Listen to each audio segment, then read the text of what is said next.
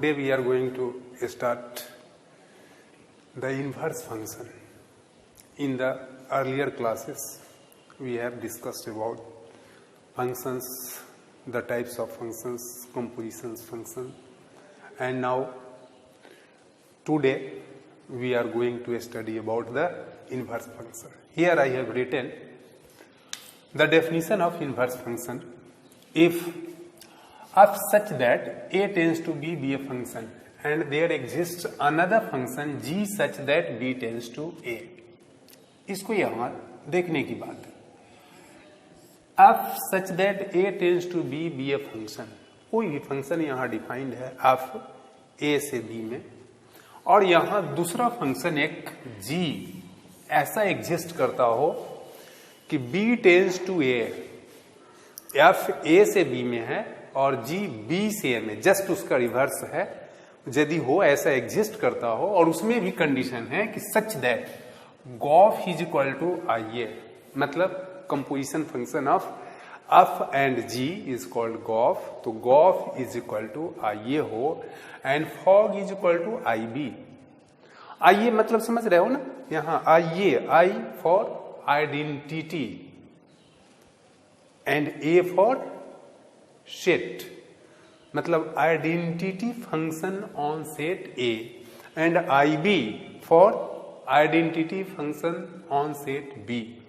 तो here gof is equal to I A and fog is equal to I B हो, then F is called invertible function. Invertible means समझते हो, invertible का तात्पर्य ऐसा हुआ कि जैसे जिसका हम इन्वर्स निकाल सकते हैं, जिसका इन्वर्स निकल सकता है, that is called invertible function. The function which is, है ना, whose inverse can be determined is called invertible function. तो हियर इन्वर्टिबल फंक्शन के लिए होना चाहिए कि f कोई भी फंक्शन a से b में डिफाइंड हो और g b से a में डिफाइंड हो, और इस प्रकार हो कि gof is equal to I A and fog is equal to I B. दो बात यहाँ है, gof is equal to I A and fog is equal to I B. इसको माइंड में रखिए, क्वेश्चन बनाने में भी इसकी जरूरत आएगी. Then f is called invertible function and g is called inverse of f, और g को f का इनवर्स हम लोग कहते हैं, है ना. और it is written as f inverse को हम लोग लिखेंगे क्या, f inverse is equal to g लिखेंगे. ओके, हम लोग वेन डायग्राम से देख लें. एज फॉर एग्जांपल यहाँ हमने यहाँ वेन डायग्राम हम लोग देखने जा रहे हैं. यहाँ फंक्शन f a हो गया, a सेट a हो गया या सेट b हो गया, है ना. a से b में कोई फंक्शन f यहाँ डिफाइंड है, f such that a tends to b, ये डिफाइंड हो गया. यहाँ x और यह y हो गया, x y से रिलेटेड हो गया, मतलब y इज इक्वल टू क्या हो गया, f(x). y is equal to f(x).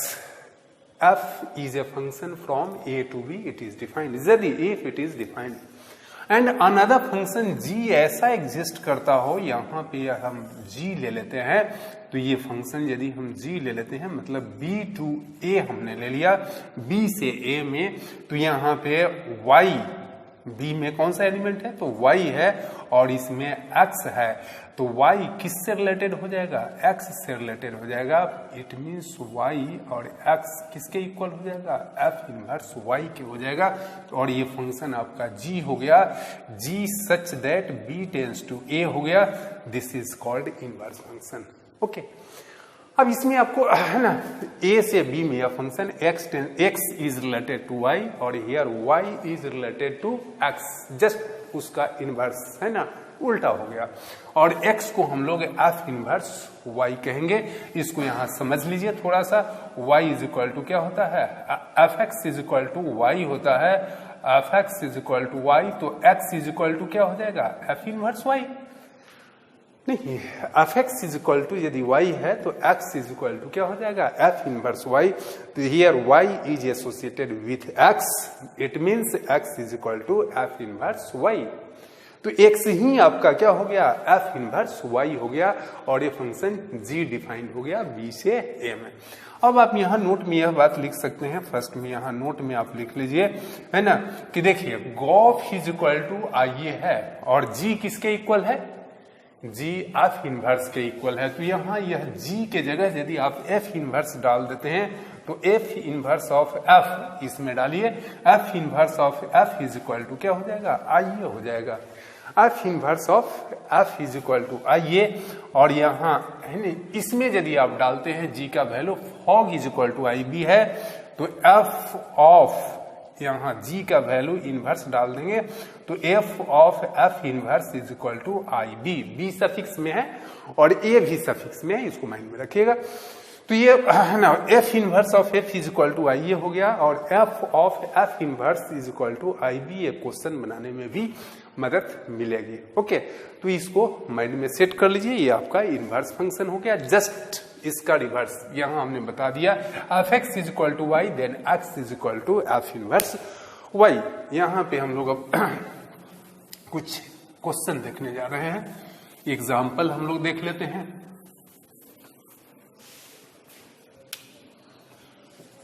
Late F X is equal to 2x plus 3 हमने ले लिया। अब इसका हमें इनवर्स फाइंड आउट करना है। ओके, तो हमने तो यहां देख चुका है कि इनवर्स x किसके इक्वल है, एफ इनवर्स के इक्वल है, एफ इनवर्स y के इक्वल है। तो यहाँ पे एफ एक्स है, एफ एक्स की जगह y डाल लेते हैं, y is equal to 2x plus 3, और इसका रीजन आप जानते ही हैं कि y is equal to F X, function को हम लोग ऐसे डिफाइन करते हैं, और यहाँ y is equal to 2x plus 3 है, तो इससे x का वैल्यू निकाल लीजिए, तो x क्या हो जाएगा, y minus 3/2, y minus 3/2 x का वैल्यू आ गया। और यहां हमने बता चुका है कि x किसके इक्वल होता है, तो f इनवर्स y के इक्वल होता है, तो यहां x के जगह आप डाल सकते हैं f inverse y is equal to y minus 3/2, तो यही ना f इनवर्स y हो गया। तो वह यह y के रेस्पेक्ट में हो गया। आप यदि इसी को x के रेस्पेक्ट में कन्वर्ट करना चाहते हैं तो y को x से रिप्लेस कर दीजिए, तो यहाँ f इनवर्स, तो किसी भी फंक्शन का आप इनवर्स इस तरह से फाइंड आउट कर सकते हैं। एज फॉर एग्जाम्पल हम अगला एग्जाम्पल ले लेते हैं, है ना, फाइंड एफ इन फाइंड, है ना, find the inverse of F X is equal to 2x minus 3 divided by 5 हम ले लेते हैं। तो सॉल्यूशन में चलेंगे कि F X is equal to 2x minus 3 divided by 5। आपको क्या करना है सो मालूम है, इसमें हम लोग क्या कर लेंगे, x का वैल्यू फाइंड आउट कर लेंगे।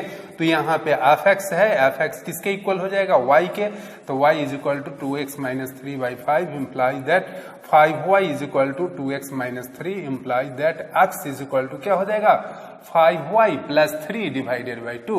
तो x का वैल्यू निकाल लीजिए, तो यही आपका f इनवर्स y हो जाएगा।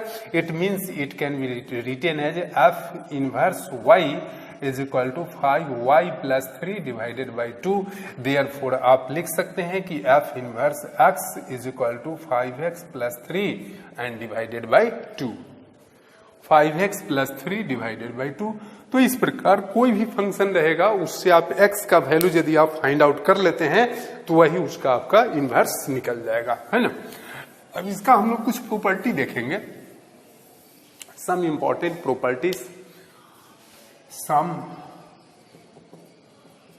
Important properties of inverse function, some important properties of inverse function. First में only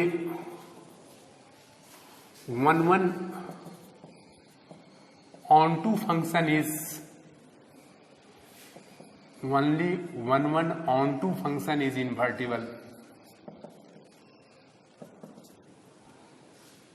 is invertible।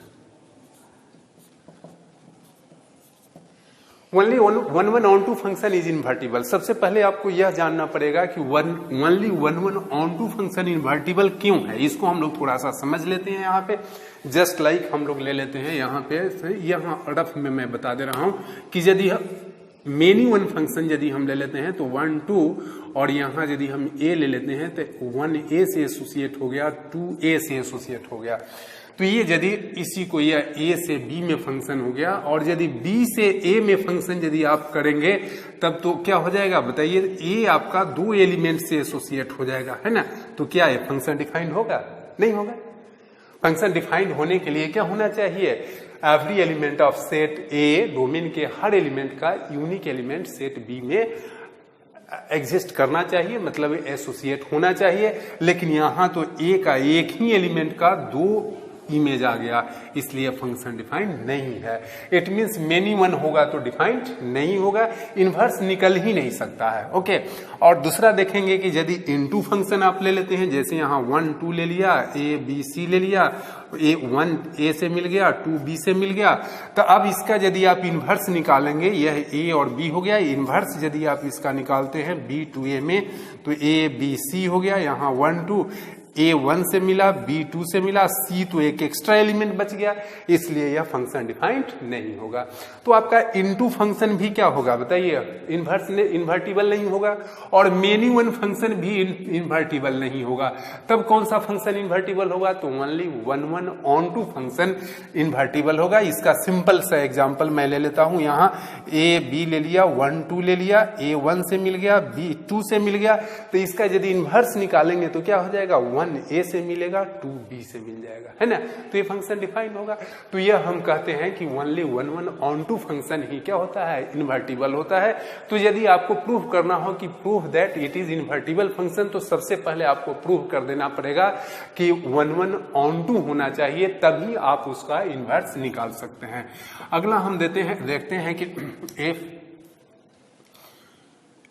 The invertible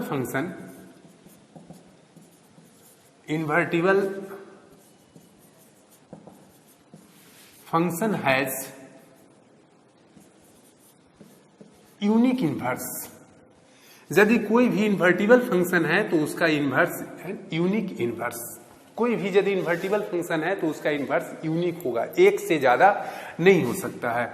और अगला देखेंगे आप क्या कि F inverse of F inverse of F inverse is equal to आपका एफ हो जाता है।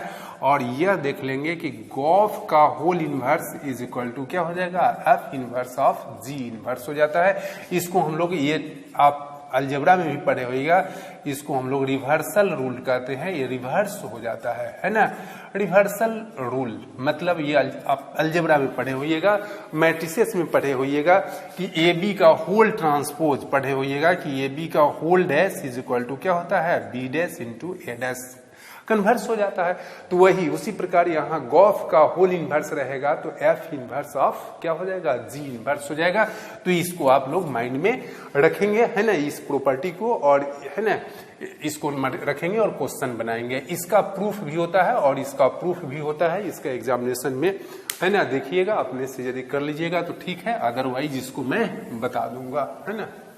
ओके, तो आप बनाएंगे, ओके। तो इस तरह से, है ना, इसका प्रूफ भी होता है, F inverse of inverse is equal to F होता है, and gof inverse is equal to F inverse of G inverse हो जाता है। जस्ट पलट जाता है, रिवर्स हो जाता है, इसलिए हम लोग इसको रिवर्सल रूल भी कर सकते हैं। इसका भी प्रूफ है और इसका भी प्रूफ है, एग्जाम में पूछा भी जाता है, देखिएगा बुक में भी बनाया होगा, ऐसे हम पूछिएगा, मैं बता भी दूंगा इसको, है ना, दिक्कत होगी तो, और आप क्वेश्चन बनाएंगे।